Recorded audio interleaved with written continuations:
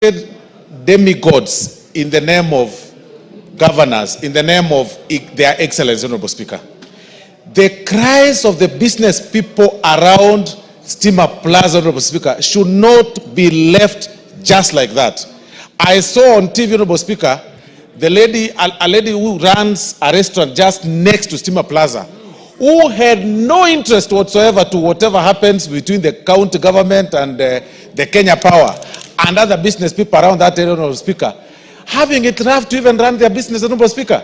There is even one cow, Honorable Speaker, that was towed by the county government, Honorable Speaker, that did not belong to the people, to any employee that works in the Steamer Plaza, Honorable Speaker. That is exactly what we are talking about in relation to everything that we've talked about as far as the county governments and the, the governors are concerned, Honorable Speaker. So I also join the majority leader and all the leaders that have spoken in saying that it's about time that we also invite those governors perhaps in this house, or find a way to have these committees, Honorable Speaker, to investigate some of those actions. I know it's not within our mandate. We will be acting ultra violence. It is within your mandate. It is within our mandate. The Constitution. So that this committee, I'm well guided, Honorable Speaker. Article 95, I presume. And then have these relevant committees, not just the security committee, Honorable Speaker, even the committee that handles matters environment, Honorable Speaker, the committee that handles trade matters, because the business people are affected around that area. The governor and his team must face this house and explain what exactly they were trying to do and this childishness that we see. Because, Honorable Speaker, we see a lot of them, not just garbage. You see governors, Honorable Speaker, moving around with vehicles, about 30 vehicles. One vehicle carrying a carpet, another one carrying a toilet, another one carrying goons, another one carrying a chair, another one stand. Honorable Speaker, even a chair cover in barrios, and disrupting things, people's places, and disrupting people all over, Honorable Speaker. You even saw in a funeral in Kakamega, Honorable Speaker, where there is war between a governor, a senator, and then a member of parliament, Honorable Speaker, because we've created demigods, Honorable Speaker. We also call upon the police to impound these trucks. The order by the governor to just release them, Honorable Speaker, that is playing PR. That is playing to the public gallery, playing politics, and playing clean. It shouldn't be that way. The vehicles that were parked outside, the vehicles that left the garbage in that particular place, Honorable Speaker, and the vehicles that blocked the way for 3 days should be impounded and the drivers arrested and charged, Honorable Speaker, for criminal offenses. I thank you, Honorable Speaker. Yes, Tongoyo. Thank you, Honorable Speaker. Honorable Speaker, yes. I'm well guided. We are going to have the IG summon and appear before the committee next week on Thursday. There are criminal offenses committed just under the nuisance law. Yes. Under environmental law. Under the Health Act. Under the Penal Code. And several other acts of parliament. You can find up to 10 criminal acts committed with that act. So actually, Honorable Speaker, I'm actually can't agree anymore. What actually surprises all of us here is that it should not have even reached this far without the IG taking action. And the question should be, Honorable Speaker, it should not have waited to this far. But having said that, and as you directed, Honorable Speaker, we are going to do exactly that. And I think it's an issue that should be severely punished because, Honorable Speaker, it begs a question. If this can do to an institution like KPLC, what should happen to his own political competitors? It will be actually wake every other morning, Zero has been actually and dump on your doorstep. So, Honorable Speaker, I join the rest of us to condemn that act, and we are going to do exactly as you directed. And possibly, Honorable Speaker, I think Honorable Dr. Nikal put it, possibly, I think it also goes beyond the mandate only of security. Even NEMA should be they probably pulled into this. Honorable Millie, you remember, and you members of parliament must take this thing seriously. When we were going for a public rally in Jacaranda grounds, you remember Governor Songo then went and emptied raw sewage on the entire field and got away with it. This House must exercise its authority. Yes, Ocheng, what is it? Mr. Speaker, you know, we allow governors and county governments to get away with too much. If there was a single time a governor should be impeached for gross misconduct, it is now. If the Senate was serious about their job, this is the time they should impeach a governor, not for corruption, not for stealing, but for gross misconduct on the face of it. There is no reason why the governor of Nairobi should continue being in office when his officers are telling us that they did what is said to have been done. The minister, the TEC for finance was on TV yesterday saying they did this knowingly. Why should the governor be still in the office, Mr. Speaker?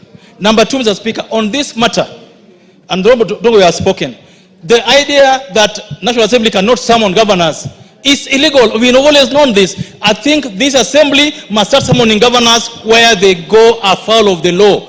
We've allowed senators to be summoning ministers. We know it's wrong, but we've allowed them to do so. I believe, Mr. Speaker, that you must give a direction that committee chairs, committees concerned should henceforth start summoning governors where they go against the law. We should not shy from summoning them because of anything. There's nothing against the law when we summon governors to come here. And after, I think the day Donde Botongo summons the IG, he must summon the governor also to come before that committee, so that these matters are handled in a manner that shows that this house has teeth and it will bite when it matters most. Mr. Speaker, my issue is very related with the one we are discussing.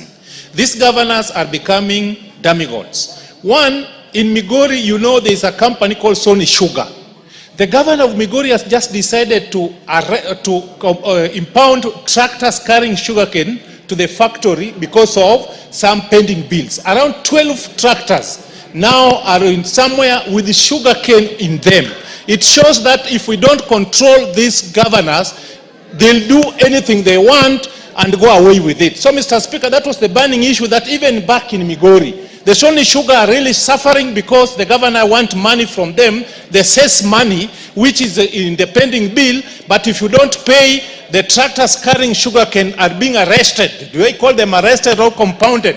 And the sugarcanes are drying in those tractors simply because the Sony Sugar has not paid the levy for the county government of Migori. Thank you. Thank you, Mr. Speaker. Honorable members, yes, Chepkonga.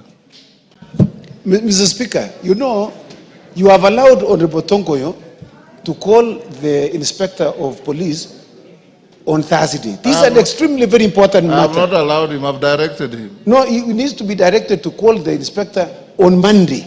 This is a very urgent matter. We cannot allow a criminal matter to wait until next week, Mr. Did Speaker. he say next week? He said Thursday. You should direct that they should call the Inspector by Monday. You are right. Yes, KJ, what is it? Before the senior counsel leaves the floor, Mr. Speaker, I just wanted to find out if it is in order for a member to direct the Speaker. We know the discretion of the Speaker is stipulated in our first standing order, Mr. Speaker. And while he has a very important point to raise, and we all have an issue to raise, even with the governor of Nairobi City County, for the activities and the actions that he undertook, which are an embarrassment, Mr. Speaker. Mr. Speaker, on the lines of Kenya Power, we are carrying cables for the last mile connectivity. And our sector, the ICT and digital economy, is depending on Kenya Power to transmit this last line connectivity of fiber to the homes of Kenyans. It is one of the biggest pillars of the Kenya Kwanza government in the Kenya Digital Master Plan. So when you go and upset a fellow agency, which is a government agency, it is a gross action by a leader, Mr. Speaker. And so if it is for the IG to appear here, I do not think it is in the place. It is in the place of Honorable Chepkonga to guide you. I know, Mr. Speaker, under discretionary standing order number 1, you are wise enough to make a Solomonic decision on this issue. However, what was done by Governor Sakaja is gross misconduct, goes against the tenets of the Constitution, even on matters to do with leadership, Mr. Speaker. And I thank you for this opportunity. I just needed to know if Honorable Chepkonga is in order to direct the chair. Tongoyo, you will summon the IG on Monday. Right? Honorable members, let's end there on that. I don't know if this school is still in the public gallery. St. Jacinda Secondary School from Marakwet West, Elgeyo Marakwet. Even if they have left, for the record, we welcome them to the House of Parliament. And they have left? Okay. Next order. As they call the next order, clerk hold, I've been requested by Honorable Mrugara to stay order number 14 to next week. So I order that order number 14, when it's reached, will be stayed to next week. Call the next order, order number 11. Order number 11, the Gold Processing Bill, National Assembly Bill number 46 of 2023, second reading, resumption of debate. Fatma Zainab of Migori, she's not here. She forfeits the opportunity. She had 4 minutes to go. Martin Owino, are you here for the gold? Go ahead. Yes, Nabi, for the bill. I've given the floor to Martin Owino. You will speak thereafter. Thank you, Mr. Speaker. Mr. Speaker, I rise to support this bill. As it stands now, Mr. Speaker, the mining of gold in every part of the country is in a mess. Because people are desperate and they are looking for how they can survive. They go into caves, these caves collapses, and many people are killed. Some are maimed and disabled because they are looking for gold. So when I look at this bill, I think it's going to bring order to the mining industry. Mr. Speaker, the bill seeks to establish the institutional and legal framework where these people who are struggling to mine gold can be put in order in terms of mining itself, collecting the gold, purification, smeltering, fabrication, and registration of the whole business. This is lacking right now. Like even in my constituency, there are small pockets of areas which are thought to have gold.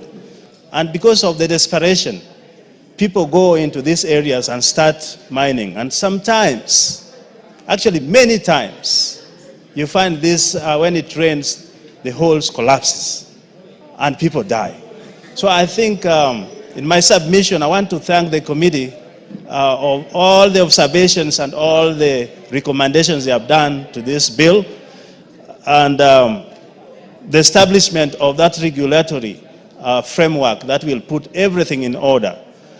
Another time, so you find these people, when they have got the little cash they have from the mining, they also get blackmailed by people in between. In fact, if we don't come to the rescue, I hope this will be fast-tracked so that our people are not exploited as they struggle to mine the bill. So, Mr. Speaker, with those few remarks, I want to say this is a good bill, and I urge other members to support it. It will bring order and soundness to the industry, and I think out of that, the whole country will also gain in that order of business. Thank you, Mr. Speaker.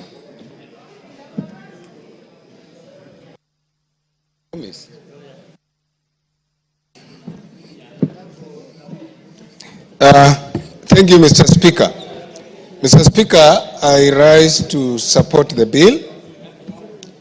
Mr. Speaker, as you are aware, parts of Kakamega have quite a bit of gold deposits. But Mr. Speaker, we've lost quite a number of productive people because the business has been done crudely, haphazardly, and by exploitative forces. In actual sense, Mr. Speaker, the community the county government and the country has lost not only people but revenues. Mr. Speaker, some of the people who have engaged our local people into mining as basically smugglers. And this bill will not have come at a better time other than this.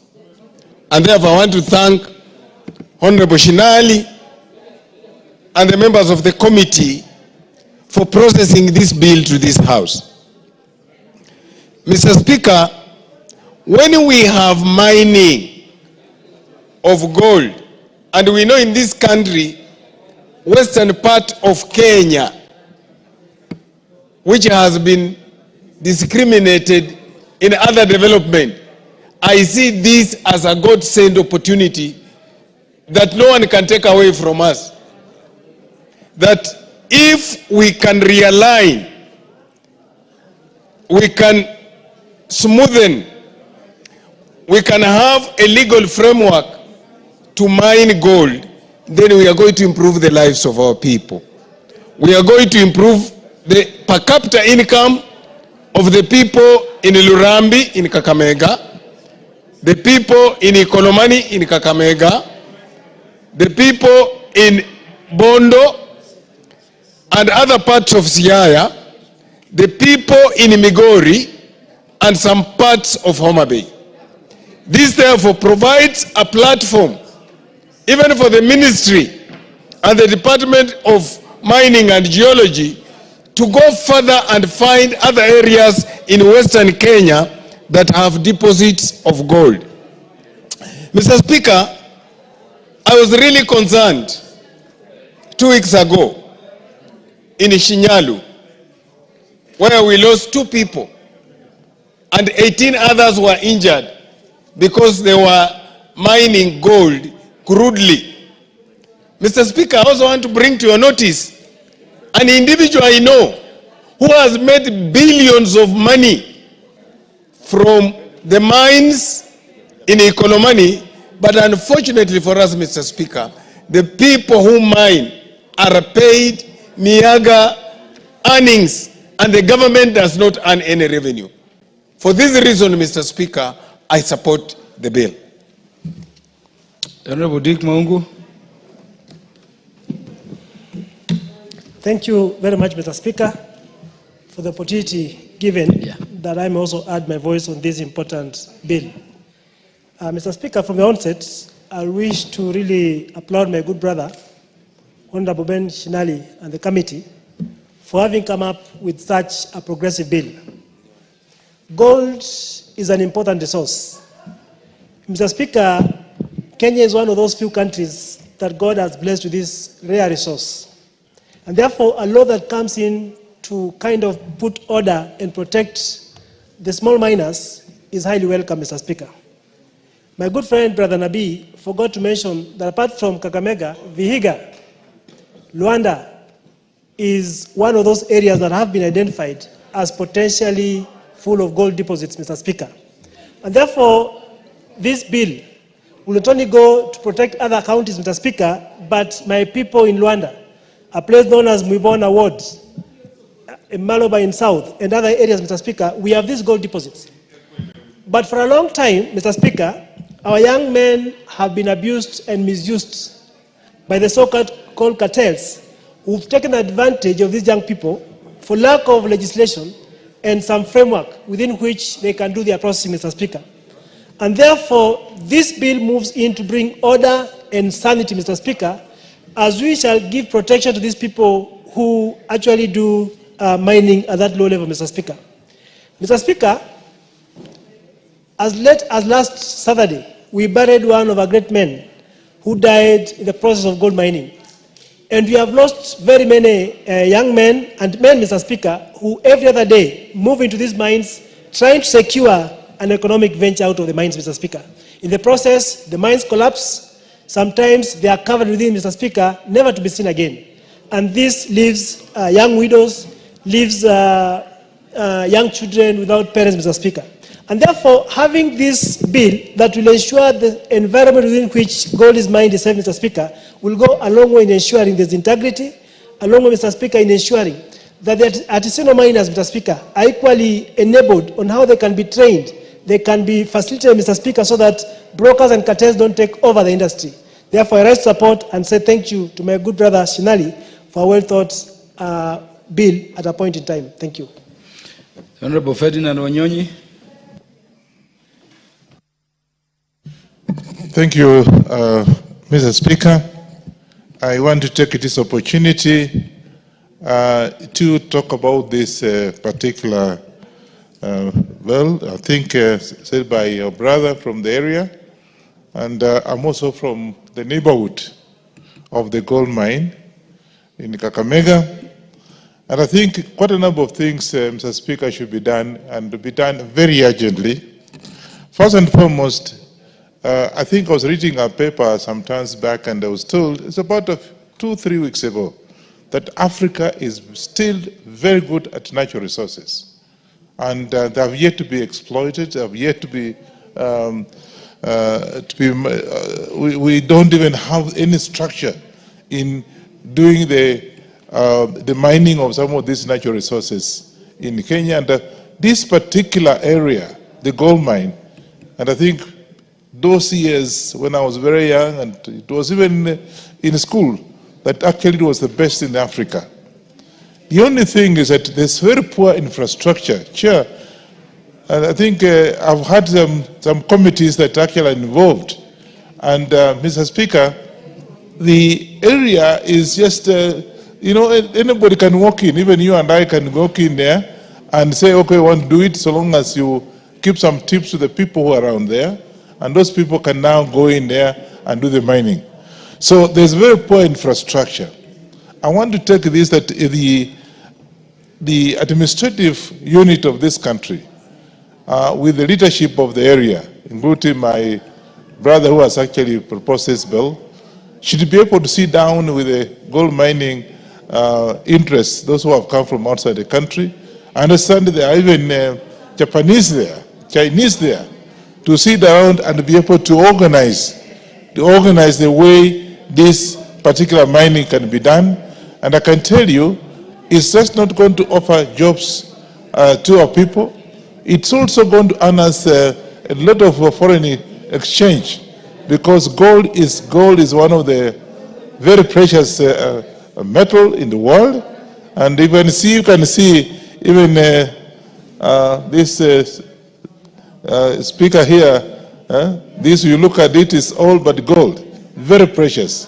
And therefore, I think the best thing to do, and I want to ask my brother, Shinali, to be able, because we are depending on you as a leader in the area, do you organize yourselves and be able to have the administrative unit to be able to organize the whole place? Because it's very, very unfortunate. There are people who actually are looking for jobs and there are no jobs. And that's why the boys and girls that rushed there died, because all they are looking for is an income. And therefore, I think my suggestion is that we sit down and be able to organize ourselves so that apart from that particular mining, the other exploration, that's why the Europeans actually, you and I have read history, rushed to Africa, because Africa had all the natural resources. And I can tell you, even where we are now in Africa, in Nairobi, maybe there are gold mines, we can always get gold here, but we have to organize ourselves. And I think the biggest problem today is that we pass this bill, Mr. Speaker, let's get organized so they can be able to see what we can do on this particular bill and be able to assist the locals, because they are looking for income. And you can't blame them. So I want to say that much as we are mourning those young men who died, I can't blame them. They were rushing there because of the source of income. And therefore, Mr. Speaker, I want to say we get ourselves organized. I think the Ministry of Mining, it should be taken there and be in charge of organizing the whole mining structure so that we don't have a repeat of this, for the benefit of this country and for the benefit of the people from Kakamega and the benefit of the people who actually are surrounding that place, including you and I. And therefore, I support this and ask the Member of Parliament to take leadership like you have done now, not because you saw people dying, but for the future of this country, so that you're on record to be able to assist our people and the ministry so can do proper mining of the area. Mr. Speaker, I want to support this. Thank you. The Honorable Samuel Atandi. Thank you, Honorable Speaker, for giving me the opportunity to make my submissions on this bill. Honorable Speaker, I rise to say that the Gold Processing Bill 2023 has come to this floor of the House at the right time, and the bill is timely because of the issues the bill is seeking to correct. Honorable Speaker, when you hear about gold, you basically think gold basically is about money and wealth. But Honorable Speaker, when you go down to listen to the people involved in the mining of gold in the villages, Honorable Speaker, you would be surprised the kind of the nature of the workers that are working in those environments. Honorable Speaker, gold miners are some of the poorest workers in this country. And gold mining is not beneficial to the miners, principally because, one, Honorable Speaker, the returns that the miners receive from this work does not come. One of the reasons why the returns are not there is because of the existence of middlemen in the sector. One of the things which this bill is seeking to correct, the establishment of the Gold Processing Corporation, which is one of the most fundamental articles in this bill, is very, very important, Honorable Speaker, because this corporation is going to ensure that basically there's order in the way gold mining is done. It is seeking to create a board. It is seeking to create a board that is going to ensure that there is testing, there are standards, and also there is safety. Honorable Speaker, you are aware that in the recent past, in many parts of the country, we have lost a lot of Kenyans who are involved in this mining in the mining sector. This is because the safety measures that are supposed to guide the workers involved in this sector do not exist. And this corporation, Gold Mining Corporation, is going to help us to ensure that their safety measures are in place, and therefore there's going to be order. The other thing, Honorable Speaker, I spoke about the returns. Honorable Speaker, if a sector is not organized and properly regulated, then it goes therefore that even the workers in that sector will never be able to get proper returns. And therefore, Honorable Speaker, if you travel to places in Siaya, sections of many parts of Siaya County, my constituency specifically, you find that there are many segments of the constituency where miners are working daily. And, when you go into those places, Honorable Speaker, there are no equipments. The gold mining is a mechanical exercise, it's a manual exercise. So, Honorable Speaker, by this bill seeking to create this corporation, one of the things that they are seeking to do is to also seek to introduce technology and make this process seamless, commercialized, make it even bring equipment that are able to be used to mine gold in a way that even the environment is protected. Honorable Speaker, there are some parts of my constituency where gold miners are working.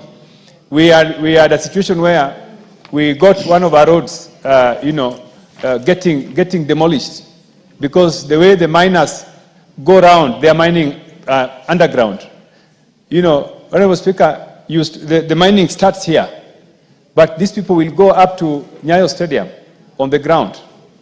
Now, in the process, you find that they've passed a place where there's a road, a tarmac road. The tarmac road is actually going down because of the mining activities. So I think part of the reason is because the technical capacity to guide where the minerals exist, the gold exists, is not there. So I think this bill is really, really important, and I want to ask members of this House to really pass this bill quickly, to allow this bill to be in action for the safety of the people involved in the mining sector, and also to ensure that people involved in the mining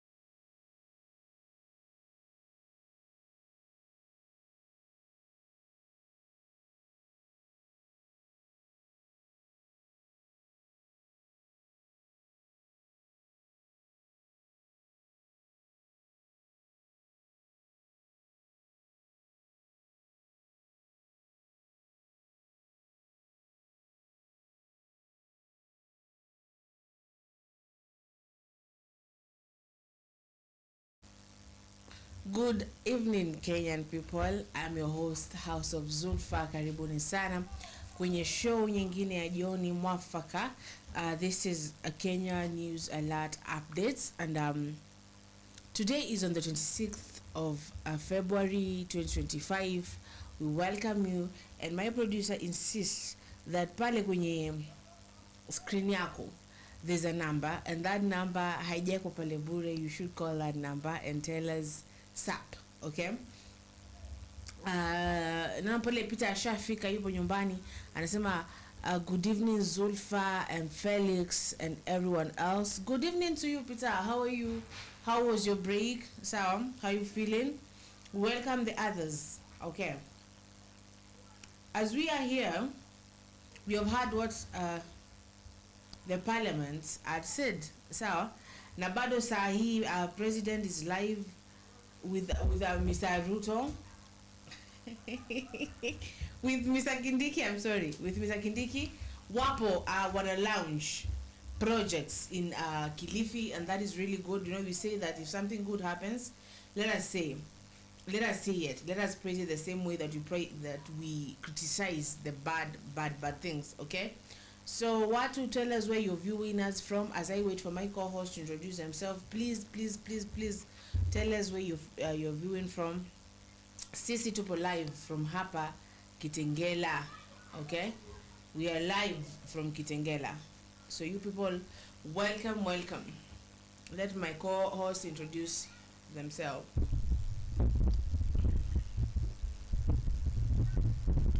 Yes.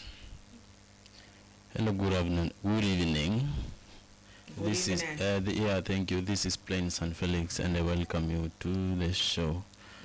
So, Zulfa, we have seen those members of the parliament trying to maybe make their remarks over gold mines and other things. I'm really happy the way they are trying to generate the ideas, except that I have only one complaint. No members of parliament in parliament. We are seeing empty chairs. Kwani where are they? Umesikia wanaitwa wengine hawayupo. Unasikia wanaitwa hawayupo, and those are members of parliament representing different constituencies and all that. So na hawayupo parliament. But the thing is, they were talking about the gold mining in the western part, yes. And wanaongelea, unajua niliona pia some days ago I saw a clip of some Congo gold miners that walikufia hupo ile landslide, because if you see the way hakuna safety. It is just holes and wanazuia na miti place nyingine wapata ni wet maji, you know, rivers pass huku chini, ndio. It is just this is just a death trap. When you look at it, you're like the man that goes up and down ufai kula fare yake.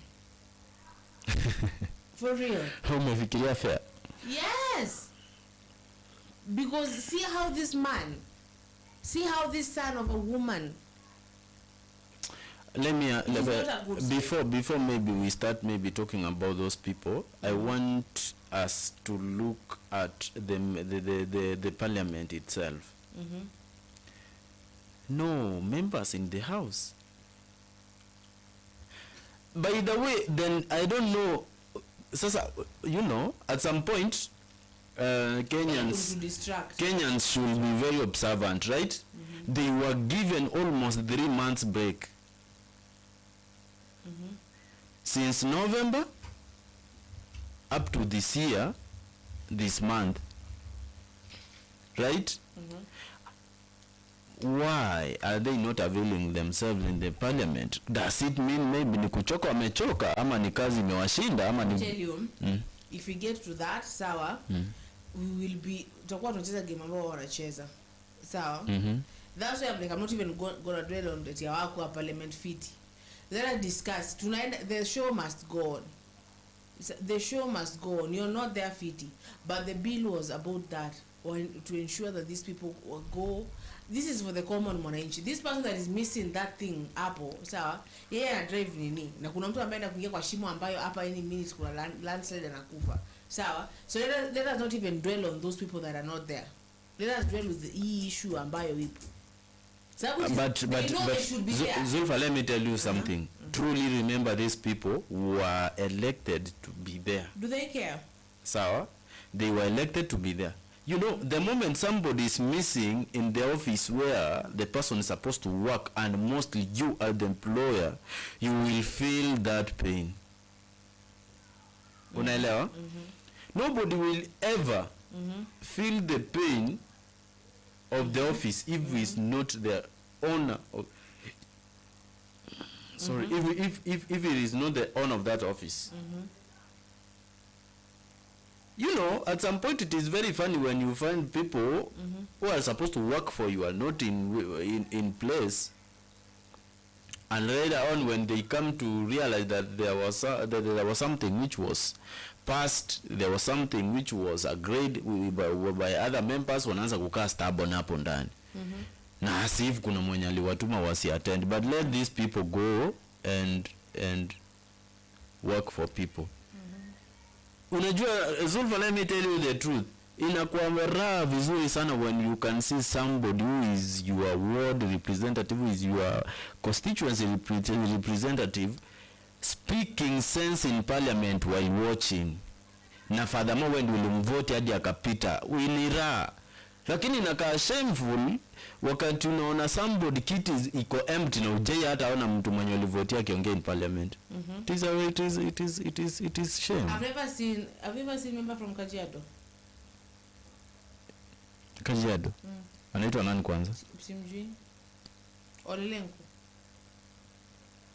Once. Who is, you have ever seen them? Once. What did they say? This year? Walisema aje? Alisema nini kwani? Walisema kuna dust nyingi huku na kukinyesha kuna kaa vibaya. Hamna barabara. Walisema kutengana kuna shida ya maji. They were saying that. Mimi sikusikia. You see? So let us not dwell on these people being there or not being there. Let's talk about the bill itself. Sawa? These mining people should be protected. Wanafaa wapewe gears, watu wacha kukufa kwenye hizo landslides.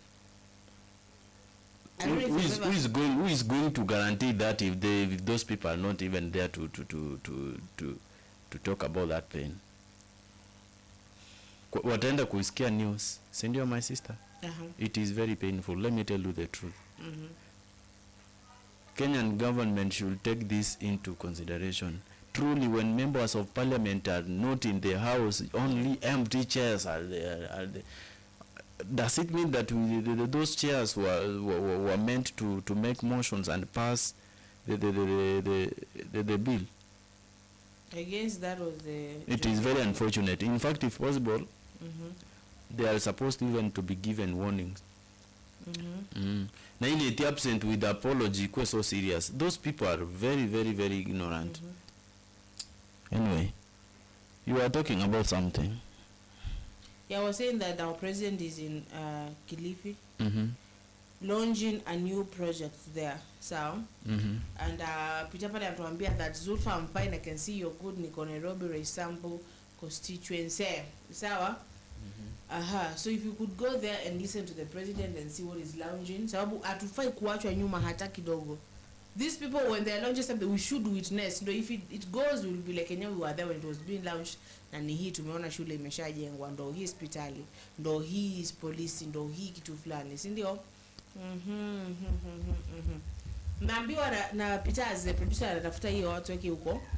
Peter anasema Zulfan Felix Aki, in Kenya we don't follow constitution. Imagine a speaker of National Assembly or a speaker of the Senate going round following the president event and start doing politics. It's bad, but it's bad. No matter unasikia Felix anasema hawapo wanaposapasi kukua, hawapo, watu wengi hawapo.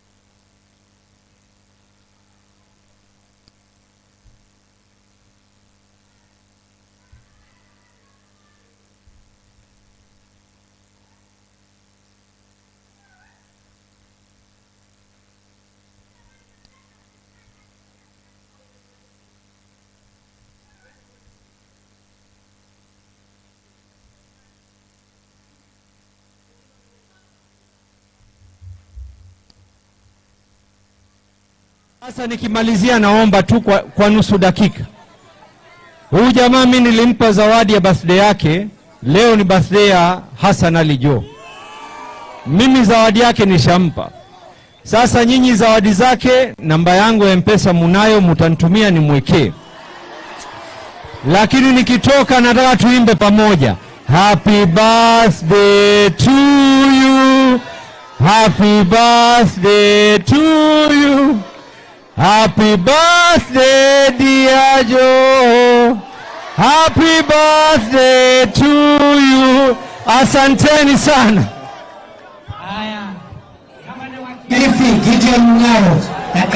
Asante Kisauni hoye. Watu wa Kisauni tusalimiane kwa mikono. Habari yenu? Basi Mheshimiwa Rais, asante kwa hapa leo. Leo tumeshinda Kilifi tukifungua miradi kadhaa. Tumeanza ya stima kule Malindi, tukaenda fungua barabara, tukafungua stima. Sasa tuko hapa Mombasa. Mheshimiwa Rais, nataka nikuhakikishie vile umesema kwamba Waswahili wanasema nyege ni ku.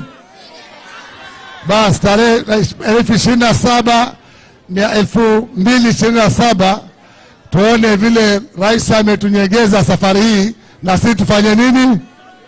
Asanteni sana, Mungu awabariki. Wacha ni waziri wa elimu. Mpigeni makofi anaitwa Julia Mogaka. Tuko na waziri wa barabara anaitwa David Suki. Makofi. Tuko na PS wa elimu Dr. Benja Kusa. Makofi. Wacha nichukue nafasi hii niulize mheshimiwa wetu atufungie, Mheshimiwa Rashid Beziva.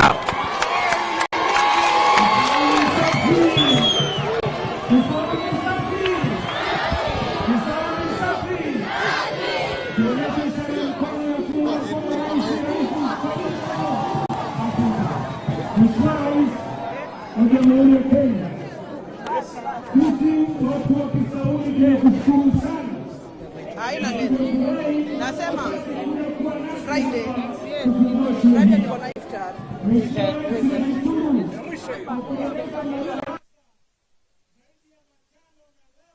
Kwa zile pesa ambazo utapeana tunakushukuru.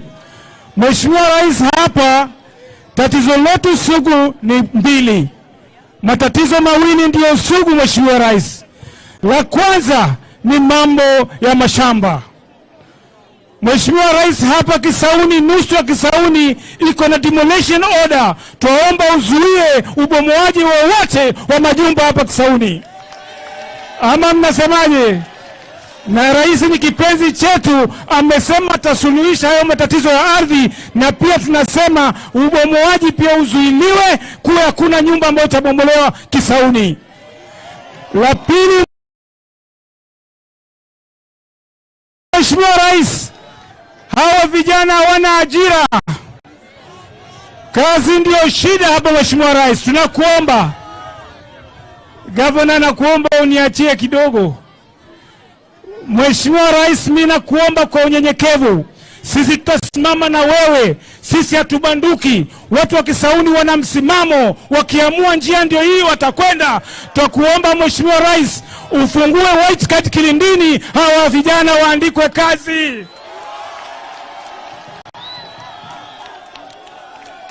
Na tumalizia tena kukushukuru Mheshimiwa Rais. Umetembea tangu alfajiri na ukaamua kuja hapa. Hii ni fedha zako zile ambazo za serikali kuu umetupa katika hazina eneo bunge. Tumejenga shule hii, kuna ingine iko Shanzu kama hii, kuna ingine iko Kazonzo kama hii. Ikiwa tayari tutakuita uje ufungue. Tukushukuru Mheshimiwa Rais. Kwa hivyo mnasemaje? Twende pamoja na Mheshimiwa Rais? Nipe mkono, nipe mkono, nipe mkono. Asanteni sana, Mungu awabariki.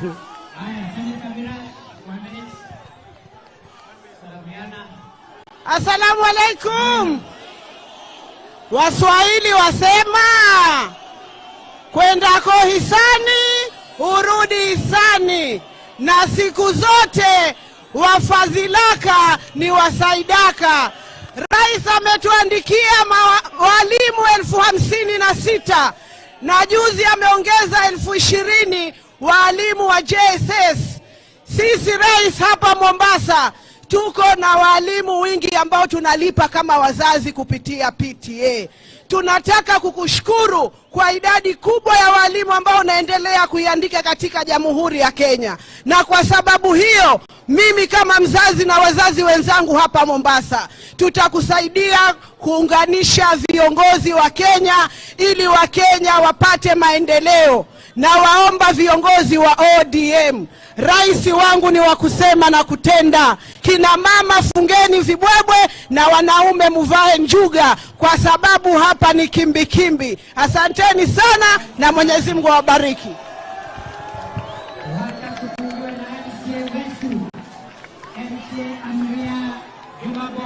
Mjambere hoye! Mjambere hoye! Ni raha si raha jamani. Ni raha si raha. Rais Daktari William Samoei Ruto tunaye au hatuna? Tunaye au hatuna? Mheshimiwa Rais, karibu sana Mjambere. Hii ndio Mjambere. Wanasema Mjambere siku zote tuko mbele. Leo ni baraka kubwa kuwa na wewe hapa. Twaomba iwe ni mwanzo lakini isiwe ni mwisho. Mheshimiwa, tuna hospitali pale inajengwa na Mheshimiwa Governor. Tunaomba siku ya kufungua wewe pia uwe ndiye mgeni wa heshima, uje utufungulie. Ni raha si raha. Ya mwisho, Mheshimiwa Rais, napenda kusema asante sana kwa kutupa madarasa ambayo yataongeza. Mimi mwenyewe ni wakili na mimi pia napenda sana mambo ya elimu. Tumefurahi sana. Tunashukuru pia waziri, umetuongezea swimming pool. Hiyo ni raha si raha jamani. Mheshimiwa Abdulswamad amesema analeta social hall. Ni raha si raha. Haya, ombi la mwisho nikimalizia kwa deputy president Mr. Kindiki ambaye ni rafiki, alikuwa rafiki ya marehemu baba yangu, tunakuomba utuletee basi. Ni raha si raha jamani. Kwa hayo mengi, asanteni sana. Pia ni washukuru waheshimiwa wenzangu ma-MCA. Leo mmejitokeza kwa wingi sana. Siwezi kuwaona wote, lakini nasema asanteni sana kwa kudiunga mkono na kumuunga Mheshimiwa Bezimba mkono. Manake Mheshimiwa Bezimba amefanya jambo la maana kutuwekea shule, watoto wetu watasoma. Shukran sana, asanteni sana.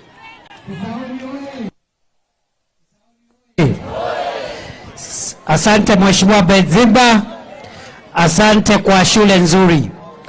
Rais ameongeza kazi ya mheshimiwa na shilingi milioni 10. Mheshimiwa Joho ameongeza hii kazi nzuri na swimming pool. Si namna hiyo? Na huyu governor wetu Abdulswamad Sharif Nasir ameongeza hiyo maneno, akasema ataweka ECD na ataweka social hall. Na mimi nitanunua bus kama naibu wa rais. Asanteni sana.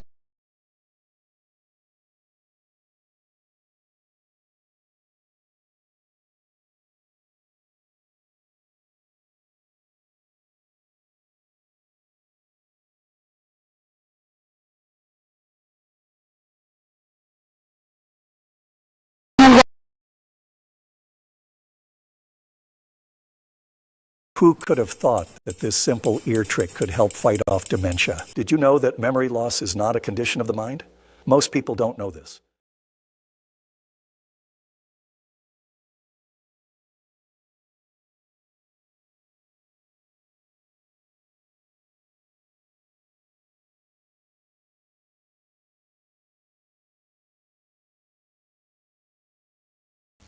Yes, that live imekatika. If it comes back, tutarejelea tena huko kwa waliokuwa wameiomba. There's a comment there and then we continue. Mwambi wanapita, Zulfa finally MPs have reacted on Sakaja and KPLC nonsense. And then there's again Zulfa and Felix, the president continues to make some mistakes, ferried ministers to his event, and the projects are not related to the minister waste of to the minister waste of resources. What should you say about that?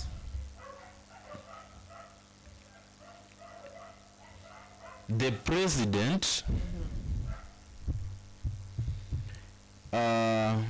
continues to make the same mistakes, ferried ministers to the event, and the projects are not related to the minister, waste of resources.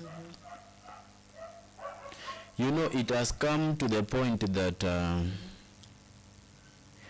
doing is just normal. Using what is not supposed to be used is normal. What do we do? Can we sit down and cry? Can we start abusing? Can we start posting maybe funny things and memes on social media? That will never help. Will never. Yes. So what do you do at the end of the day? So the best thing we can do, the best thing we can do is all about that we wait for that day to come and make fair judgment. I cannot advise anybody to cause violence, to be hostile, to spread propaganda which is not true. Sawa, but according to the evidence and the simple realities that you have maybe seen, wait for that day to make judgment. Judgment how? Yeah, Because through the in ballot. process zinatumika. Through the ballot. So right now we don't talk about the resources that are being wasted. Zulfa. Yes. They know very well that health is in a mess at some point. Na kama maybe wamerekebisha bila mimi kujua, hapo ndio sijui. Sawa? They really know that some of the services are not well delivered in the country, and some of the services are not even running smoothly in the country. What are they supposed to do? What is the meaning of maybe ferrying ministers to those areas, and those ministers are not going there using their own money? Yes? How many people are crying right now that they don't have even basic needs, some simple Many people are basic crying. Yes. Are they still going to continue crying the same when it comes to 2027 and the following years? That's why I told you that if you really know that you have acquired enough information that can convince you to vote President Ruto, to vote a different person, please let that day come. Because we can complain, we can raise our complaints, we can raise our opinions, but still nothing will change. Yes. Sasa mimi vitu zangu zinakuwa tricky si pita ukisema hivyo, because yenyewe like people umesema kama umesema wale watu hawakuwa pale kwenye parliament, wengi wameenda kwa events, si ndio? And then unasema people are crying, and these two people are crying over things, si ndio? And these people are there just doing I don't know what. And now we have to wait until these 3 years to end.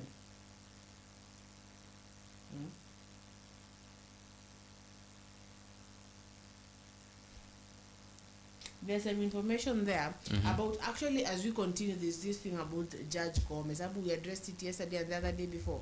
Sindio? About kuimpeachiwa. There have been new developments, so if you read for the Kenyan people, we'll really appreciate.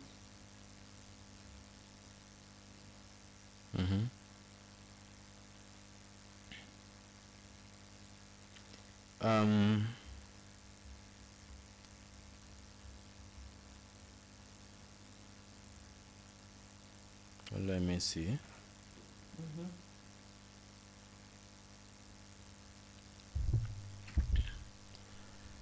There are some about the government doing away with British systems in Kenya. So Donald Kipkoril is here trying to address some of the issues, right? How is it possible that we pay a doctor who had A in high school and studied medicine for 6 years, cash 40,000, yet we pay an MCA who had E in high school 400,000? A county has 60 MCAs earning a total monthly salary of 24 million. And we pay MC who barely scrubbed with D in high school 1,200,000 per month.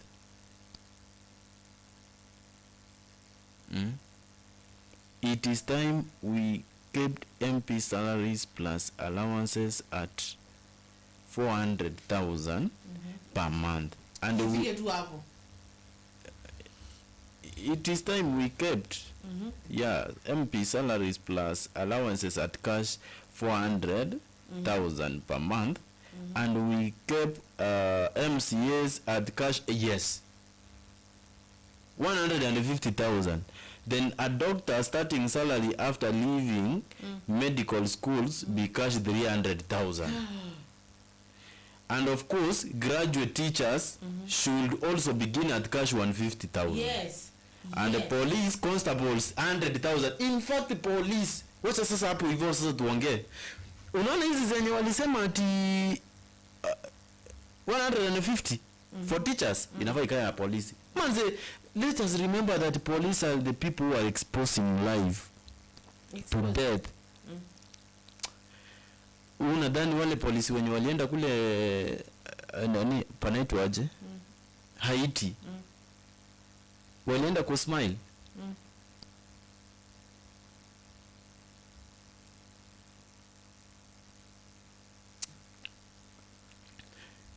Yani, by that, let me ask you, why do you think MCAs and MPs are taking a lot of money? And we even had that discussion here. We were asking, why is it that in Kenya is the only place where these people, politicians, wanalipwa pesa? There are the people like unapata teachers, people who should really, when you go to places like Canada, when you go to places or whatever, unapata teachers, doctors are the people who are paid most than even the politicians. But here in Kenya, to live a politician, ni kama anaweza save a life.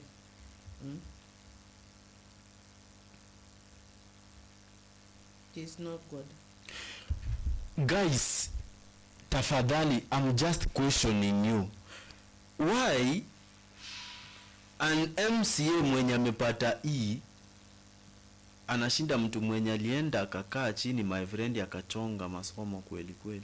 Na alafu ni mtu mwenye anaweza fanya mtu asikufe.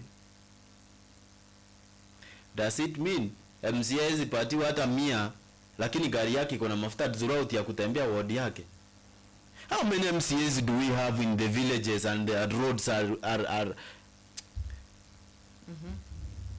Zulfa, let me tell you the truth. 100,000 can maram a simple road for almost 500 meters. Sawa? Kwa MCA wengine 500 meters tu wanahesabu hizo pesa zimefanya nini? Zimetumika. Corruption. I'm suggesting, if possible, if the government could do some amendments, walipe polisi vizuri tafadhali.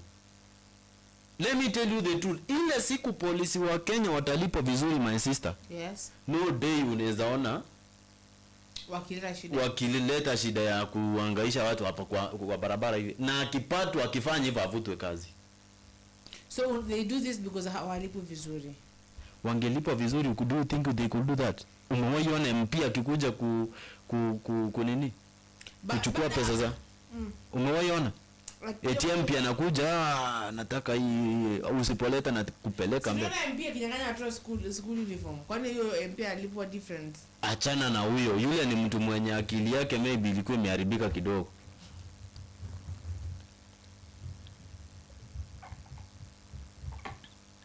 Sasa unasema nini? Na huyo mtu ni mtu mwenye anafaa kupeleka garage. Sawa. Sawa, sawa, dad. Anisikie na ninamuaddress like unanyang'anya wanafunzi wamesaidiwa nguo.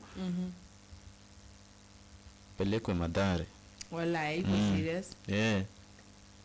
It is very unfortunate. I'm really pleading with the police officers.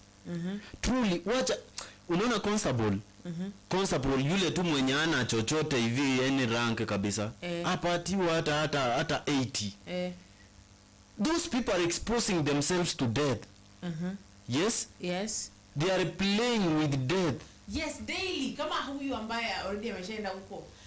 And Zulfan Felix, to know even Kenyans at Article 1 can do oversight to national resources, or the president if MPs are in bed with them. Exactly. Yes. If they are asleep. Kama Wakenya si tusimame tukumbushe government. If possible, President Ruto anyanganye akina MC. Let me tell you the truth, my sister. Nikusho kuna MC mwenye ameboeka hapa nje akinisikia, but the fact is watu kuna department yenye inaumia na ni disciplinary forces. Haya ndio wameambiwa pay as you eat.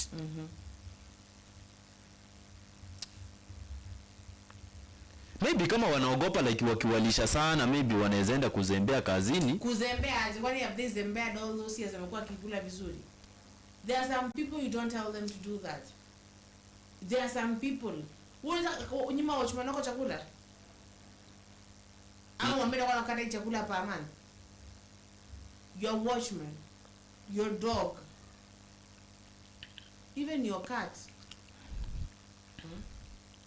You cannot do that. Doing that una destabilize army, because mtu ako mahali venye tunaambia na Brenda hapa, mtu yupo mahali somewhere huko, I don't know where, somewhere so remote, na anafaa kufikiria venye pay as you eat, pay as you eat, pay as you eat, pay as you eat what?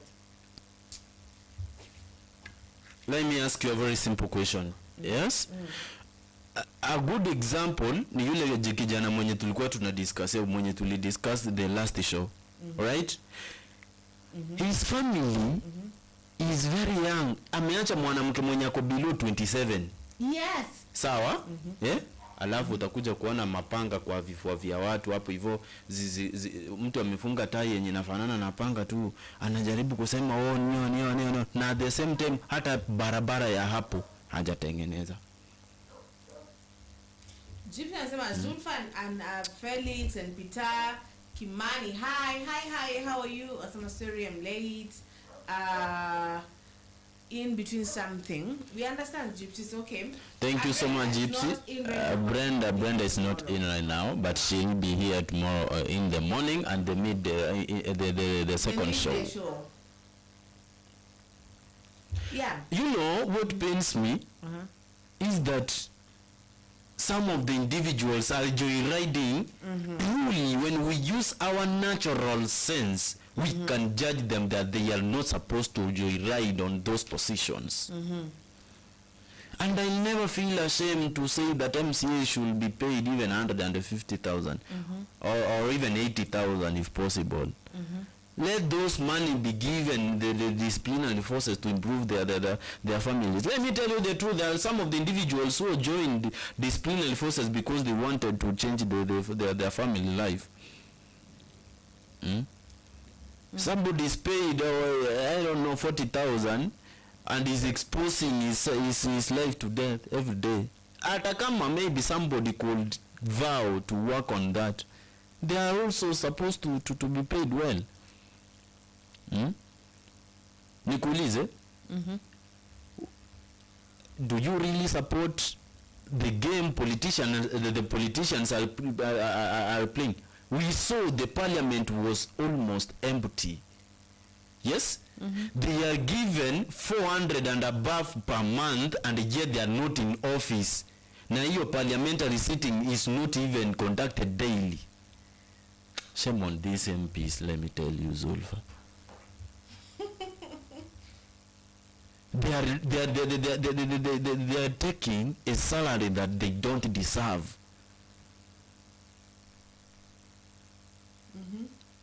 Okay, I haven't taken this issue into personal, but the fact I'm trying to I want to generate this fact for you people to understand. Somebody cannot attend a session because of other reasons that we are not even understanding.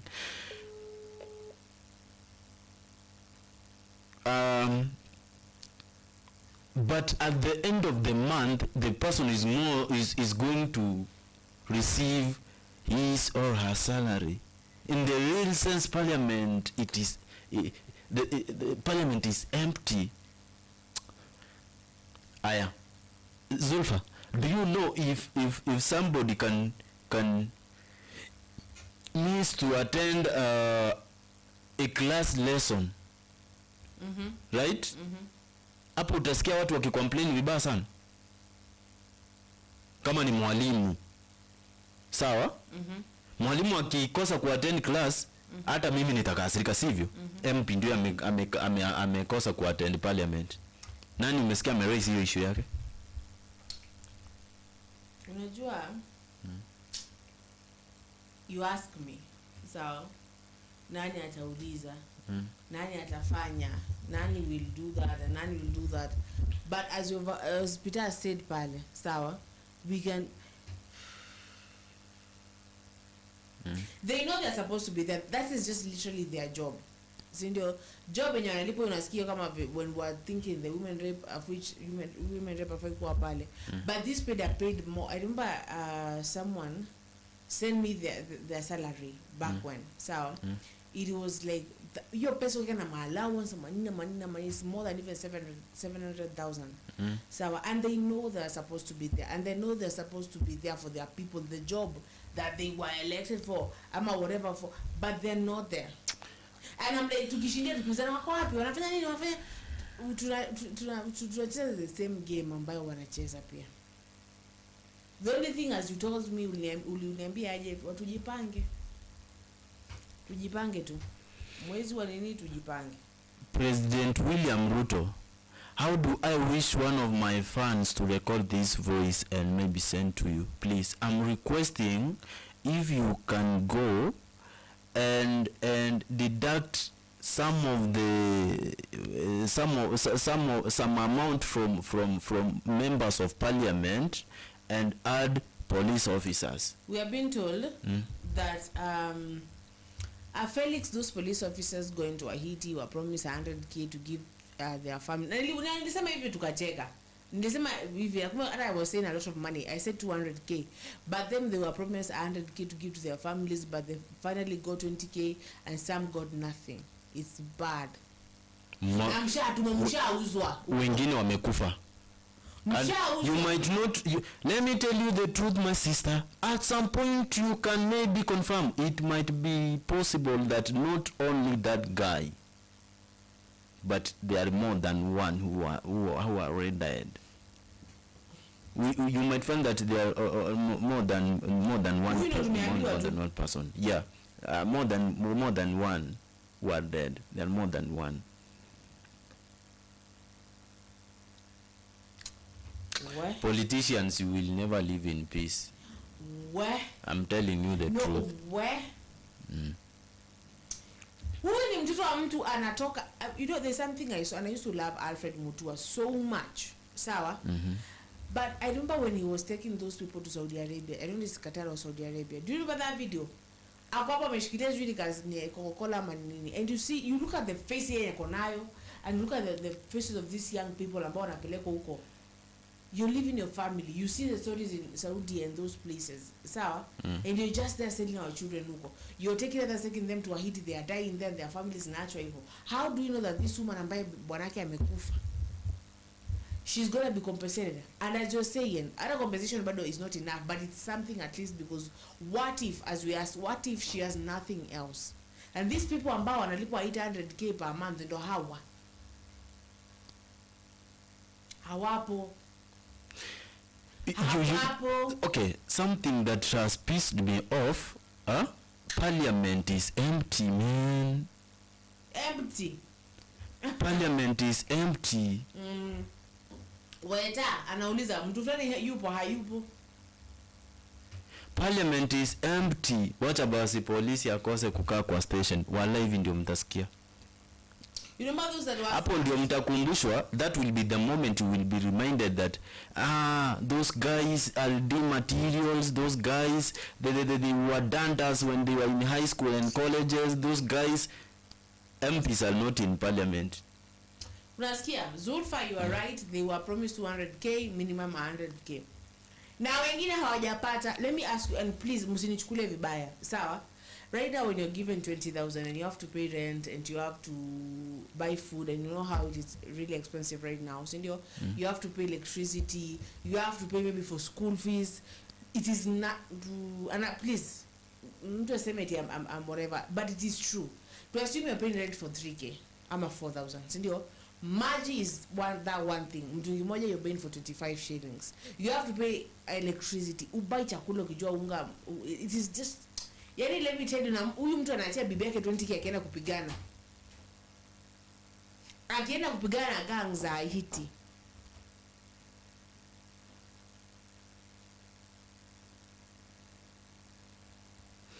It really hurts. Somebody's promised 100, just 100,000.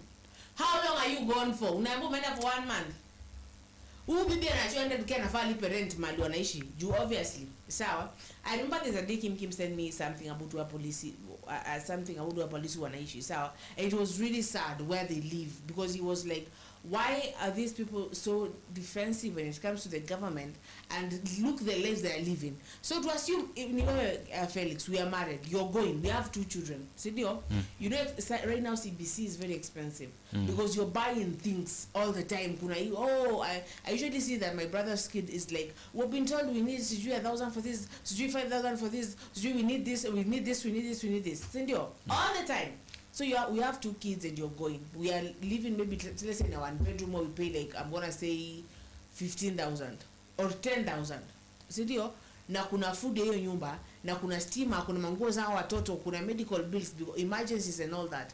Then you leave me and you're going to somewhere where I don't know what's gonna happen. I don't know when you're coming. Sit in a bucket new mwezi moja unaenda, we don't know when you're coming. So somebody can lose. Give me 20,000. So somebody can end up even losing life because of 100,000, and finally even the 20,000 they don't get it. At some point, let me tell you the truth. Police muenda mujifikirie vizuri. Mtalipo pesa mingi vibaya sana mkijifikiria vizuri. Ama ni kwa sababu they are yes sir people. Yeah. Exactly. In fact, the right and precise word. They are yes sir people. They are here killing us. They are here harassing the common mwananchi. That's why you saw Sheila. Is it Sheila or Shakira? Shakira told it.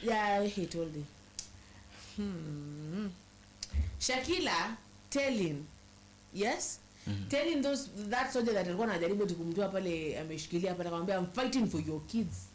I am here fighting for your children, for the rights of your children, for the whatever, and you're here sijui nini, uko hapo kunitoa hapa na kupigania wewe. Fikiria sana, because when this Kenya is good, it's not for me alone, it's for everyone that is walking in these streets. Sindio?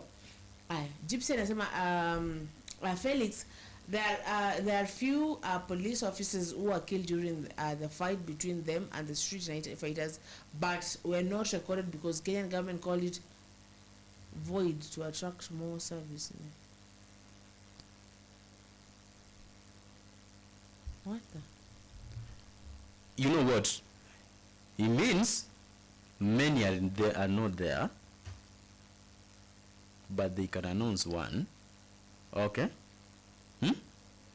To avoid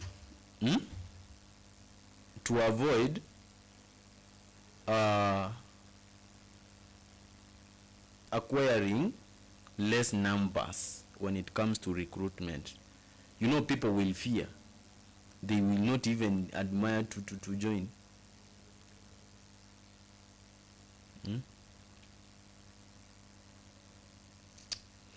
It really hurts, man. It really hurts. Okay, right now, as we speak, even if I can play a parliamentary clip right here, I tell you, my good people, no MPs in parliament. In fact, we can see empty chairs. At the end of the month, they are going to get, I don't know, 800,000 or 400,000. And there is somebody who is being paid, who is being paid the salary of what? How much, my sister? Police analipa pesa ngapi? Is it 35? And 25 others.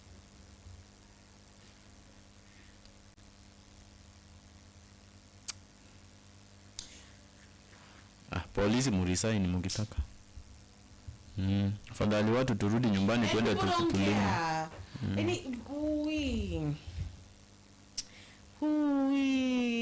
It hurts. What are they going to tell the families of these people? It hurts. Maybe I don't want to akamari. You cannot. Can I tell you the best gift they are going to offer the families? Huh? Can I tell you the best the best offer they will give to the deceased families? Let me tell you, that bullet of honor that they could shoot to the sky. Yes. As respect. 21.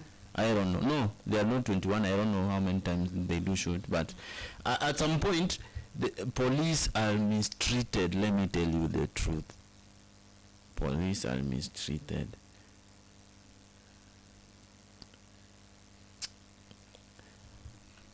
Let me ask you, police nisiwatetea pia nyinyi for nothing. Truly, police, wherever you are, you always do a good work, and at some time you risk your lives. Sometimes you board that vehicle.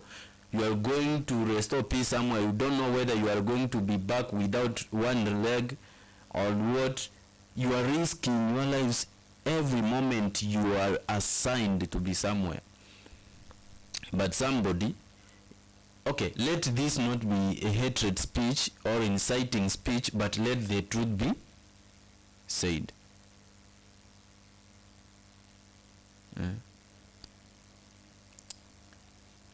A police officer could risk his or her life. Kwanza kitu yenye kofani, wana deploy hadi wanawake kwenda Haiti.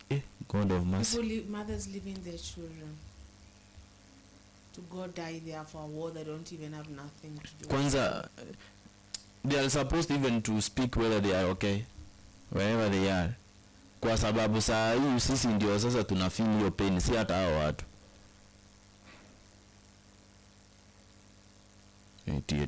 Murkomen. Sasa Murkomen sasa anasema nini? Murkomen kwa Amerika pale watu 20 walichukuliwa pale Ethiopia. Murkomen sasa amesema nini?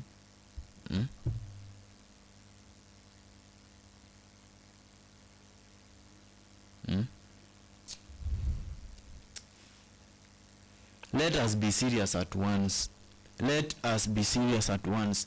Naambiwa they are 21. Naambiwa Zulfa, you are right. It's a normal 21 gunpowder salute. They are 21 years. They are 21. Zulfa, will that 21 gunshots stand for the young ones who are now left behind? Sad. It is very bad. How many police officers do you have in the whole country? Let that number be recorded down and see whether how they are going to be treated well, man. As death becomes such a common thing now, giving up people's children, giving up watoto wenyewe waenda kwa kufa. Why don't you give up your own children to go die? What are they dying for? Are they dying for Kenya? No, they're not dying for Kenya though. Who is going to raise those children that have been left by those people? No matter how much compensation, sometimes I just want to go ninge kwa shimo mahali, I just stay there, because you look at things and you're like, What the fuck is going on?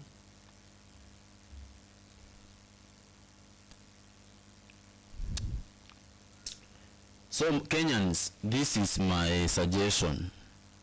Whether politician watakasirika na mimi, if they get my message, let all those politicians with big stomachs to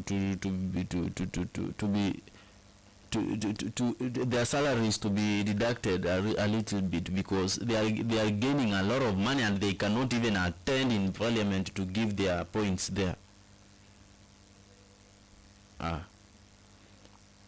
There is no way somebody can die elsewhere, but the basic salary of the person is almost half a quarter of your salary.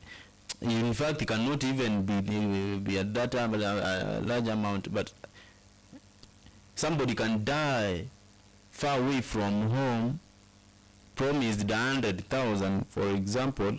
You are there, the person is dying while trying to deliver what is committed to deliver. You are there, you cannot even attend parliament to give a speech, to give your comment, to give your...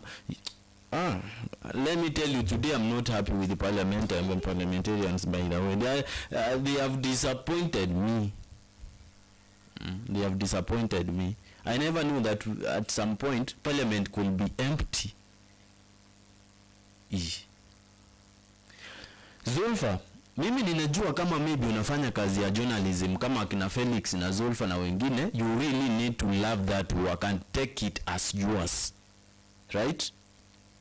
When you really love what you are doing or what you are assigned, truly nobody will ever complain that you have not delivered, despite the challenge that challenges that you might face during the process. I don't like the way people are trying to misuse Kenyan resources here. Akiwalai President Ruto, the best thing you can do, akichukua pesa zao mapolitician kidogo, wakata hata 200,000.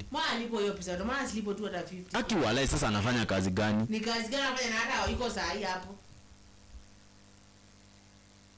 You talk about all these things and then I think about the families. You're saying that other soldiers have died too. Wanasema ni the first Kenyan police, but obviously it can't be. Reactions over mines and other sectors where maybe some of the minings always are taking place. Where are we going to gather that funds from and maybe go to promote those sectors? At the same time, you are just giving people money who are not even working. Deduct them a little bit. Deduct them a little bit if possible. Yes, they're supposed to be in that position. At least they understand how other people are trying to pass through a lot of difficulties to deliver their services. It really pains.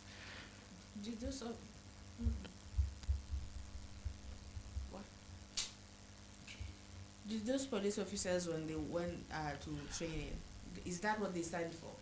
Wachukuliwa wapeleke huko. Is that what they stand for? Alafu wengine wasikuje parliament. Waache viti wazi tu, wanako huko mahali wanajoyride. It hurts.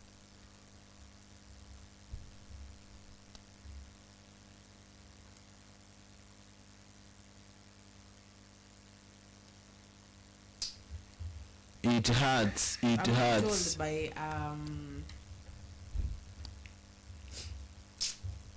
by Peter anasema Zulfa Murkomen is incompetent, and then Gypsy is like, if is incompetent as Kaongo, sawa. Murkomen is incompetent as Kaongo, and then Gypsy says if Kimani calls Kasongo Kaongo,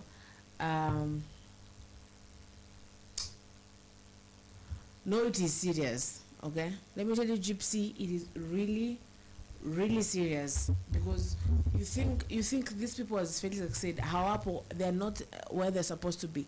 Literally where they're supposed to be, they're not there. It's like, if I'm not here right now, I'm not here talking to you because this is what pays me, pays my bills, pays everything, and then I'm like, there's something that is making me not be here. And I'm not here, and I'm not on leave or anything. And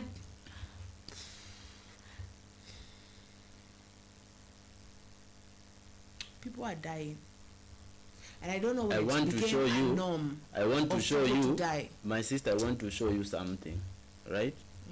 I want to show you a picture, a snap of that lady, yes? And tell me what you can conclude. I want you to tell me what you can conclude.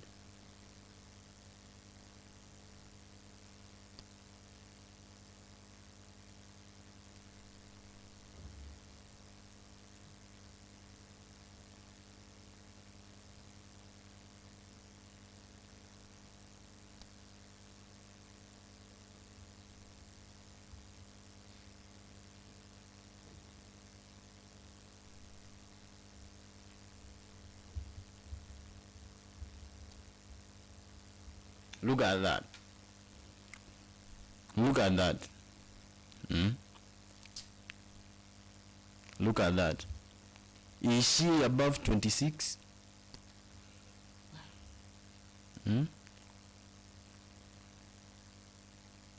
Is she? They are busy. Here is my point. They are busy talking about gold mines, how the gold mines are maybe killing people, how they are supposed to support them, right? They are talking about how they are supposed to generate. Is that where she lives? Yes. Is that where she lives? Yes, that is her home. Yes, that is her home. How do I wish maybe they could give police officers nice money, a little bit, good money, at least for them, even if they can expose themselves to such situations, at least they can. Somebody can go, even if somebody can go to the battlefield, knowing that even if I die, at least I have done something in my compound that maybe will leave my family in good conditions. Now let me ask you, somebody has just gone, right? Saa hii wanadiscusia gold mines peke, hatujasikia wakijaribu kuzungumzia vile wanafaa kusupport police and the nini. And even the speech can go away from me because of like. Okay, promise my dad I'll stop doing this, but well. Gypsy, yes. This is a very young lady. A very young lady is now going to be a widow. Bro, sis, mom, father, wherever you are watching, you are watching me from. What can you say about this?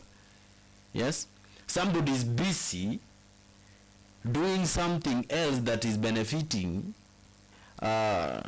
his own interest, and he's trying to please his own interest somewhere, but he can need to parliament at least to come up with motions just like this, at least to make those people to understand that there is a mess somewhere. Yes, thank you. They are discussing about how they are going to facilitate some of the funds to go and help those mining sectors. Where are they going to gather money from? Where are they going to gather money from to go and fund those gold sectors, gold mining sectors, and yet they cannot even manage to pay those police officers when hawajaipata pesa zao?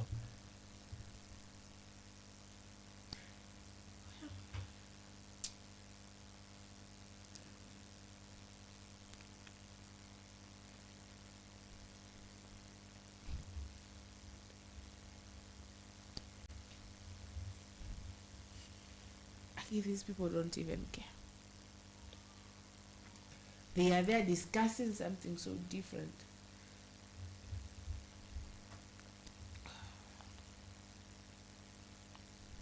Now this woman, mwangalia anavyoishi, and you see it's like they had a plan na bwanake, so they they were young. These are young people, okay? Like, babe, enda ukam and then tutakuja tufanye kitu fulani and then see. And people may say it watu ukufa too, like young people lose their partners, but why?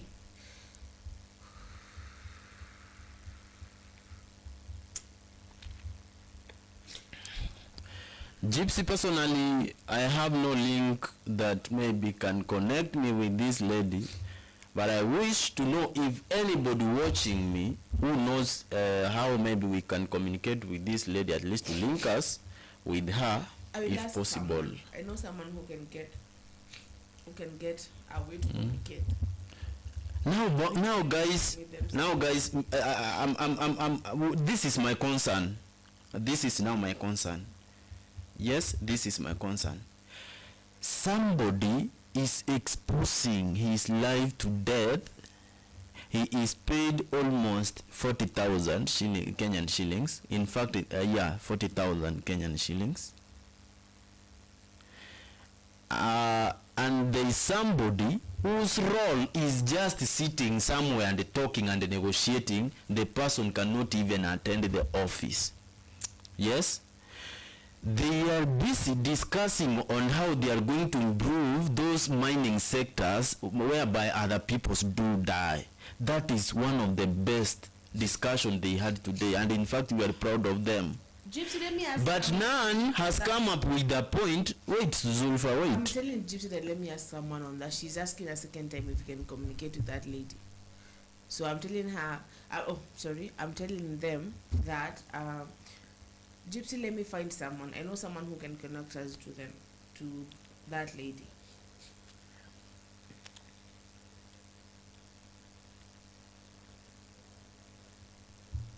So I was trying to say, they were trying to figure out how they are going to improve those mining sectors, which is very good, and in fact I support it.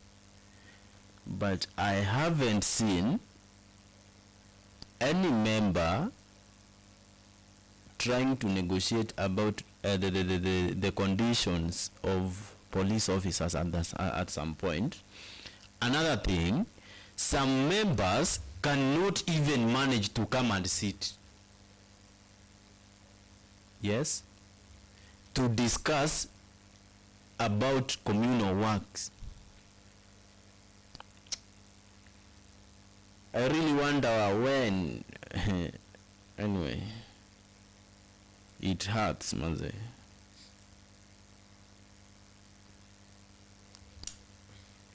It hurts, and at some points I do wonder why these things do happen. Anyway, polisi yote mwenye ananitazama, tafadhali, wherever you are and you are good na unapumua, may God continue making you live as many years as possible. And for those people who are working somewhere where they do risk, please, I really pray for you.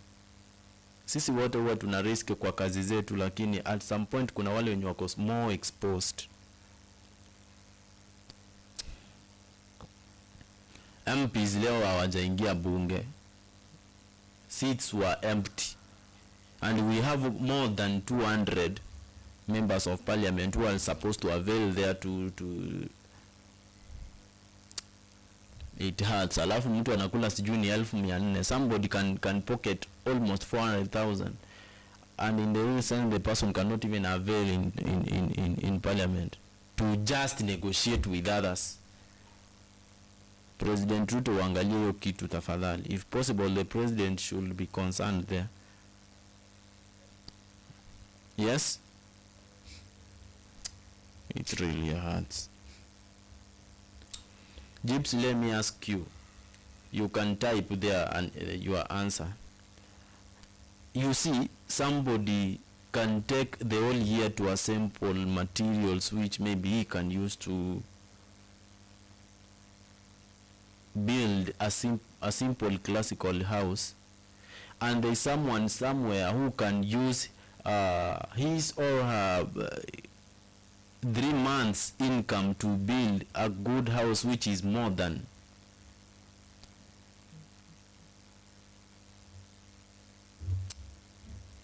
Yes,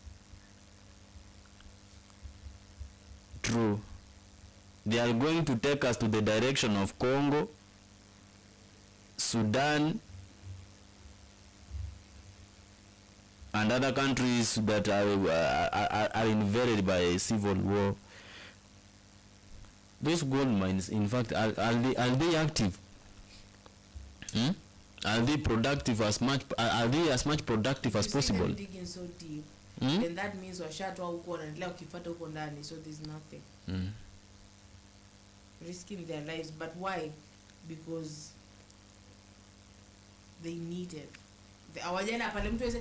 Someone just can wake up and go there because they have nothing else to do. You're risking your life. If you go back and look at the documentaries of how those holes are not even safe and sanitary, and so deep and so dark. Please, if kama tuweza wrap up show, itakuwa vizuri. We'll meet here tomorrow. Gypsy, I'm waiting for the reply from the person that can connect us to that madam. But either way, if you're around, we just follow, we go to the place where she is, because she is just here in Kajiado. We could go to her place. So I'm waiting for her. If I do get a way to communicate to her, I will send it to you. So Felix, would you tell the Kenyan people something, and especially address those people who are supposed to be there and they're not there? They should be talking about things like this, but hawapo. Umesikia pita akisema aje? These people, unapata speaker anaenda akitembea huku na what is that?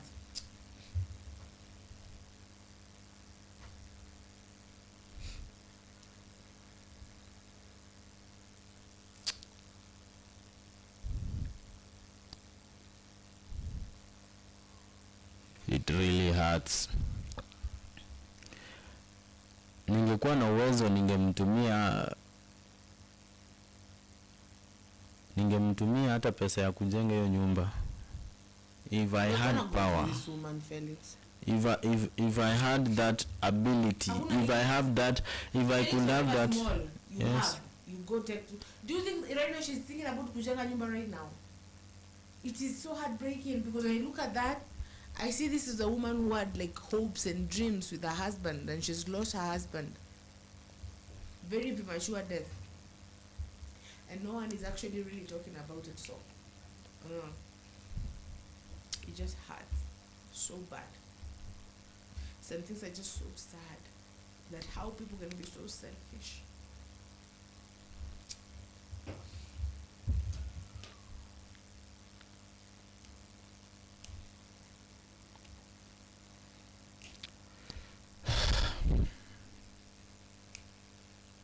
It is very bad.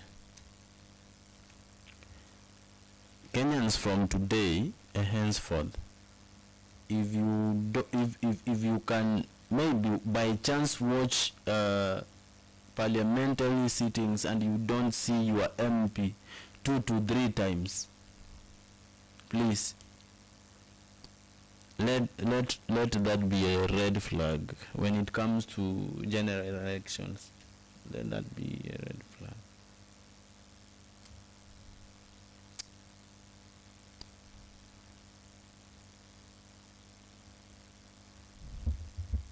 Do you know? I'll send you the details, Gypsy. You don't worry. I'm gonna send you where she is at. Anyway, thank you so much, guys. At some point, at some points, we are embarrassed by our own leaders who decided to chose to be leaders but not servants.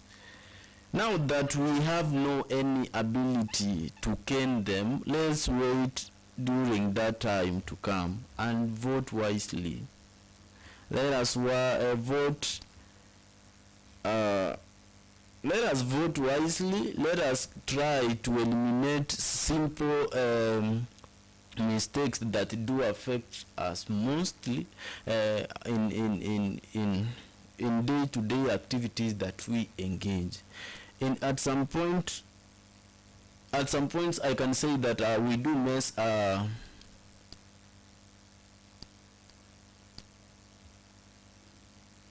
some point I can say that it is good to take part in rectifying whoever you see going astray, and if possible correcting somebody and reminding somebody will ever be the best things you can do as an individual, at least to make somebody that you are going astray. So guys, the way they were trying to discuss about the gold mines and the bills that they could maybe decide to support those gold mines if possible, let us maybe have that hope that everything is going to work as they said, as they could maybe discuss. And lastly, for those members of parliament who could not go to parliament, please, you are failing us. You are failing us. You could have maybe contributed much. At some point, one of you could raise a simple topic just like this one, which can help much. So in fact, I really appreciate only that at some point you can recall what maybe is going on. At some point you try to take it personal and think that yes, of course, take it personal and try maybe to internalize it. Suppose it was you, how maybe could this issue be? We were reminded this issue, the Haitian police issue, by a friend who could text through that number you are seeing in your screen. That's why you saw us trying to consider the issue concerning that woman you are seeing in your screen. So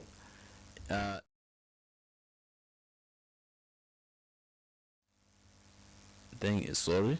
So if possible, all members of parliament who are elected by their people and maybe expected to avail in parliament to help solve some of the issues concerning their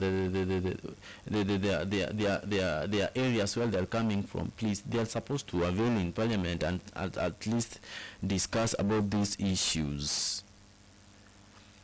But by now, the reaction on gold mines and other mining sectors that they could discuss in parliament, let us give them time and see whether that program is going to work. And if not, maybe, and if they are not going to deliver according to their promises they could give, and their points they could give to convince the government over those mines, then we can conclude that we are in the world where we are pranked. Anyway, thank you so much. This is Plains and Felix.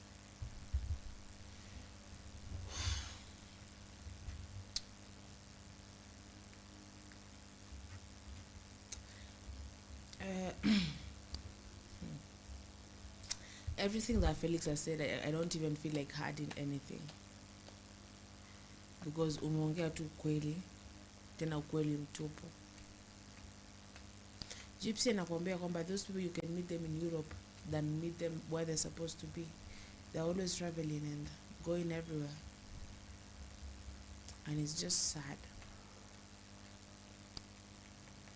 A young woman has been left, and many other. Kisa ndo nini? It's not. Gypsy, I have sent you the details of where she is. We're just gonna pray for that family. This is Kenya News Alert, and I've been your host, House of Zulfa. Thank you for joining us. You people are the best. Let us meet here tomorrow morning by 8. Majaliwa, inshallah. Bye-bye.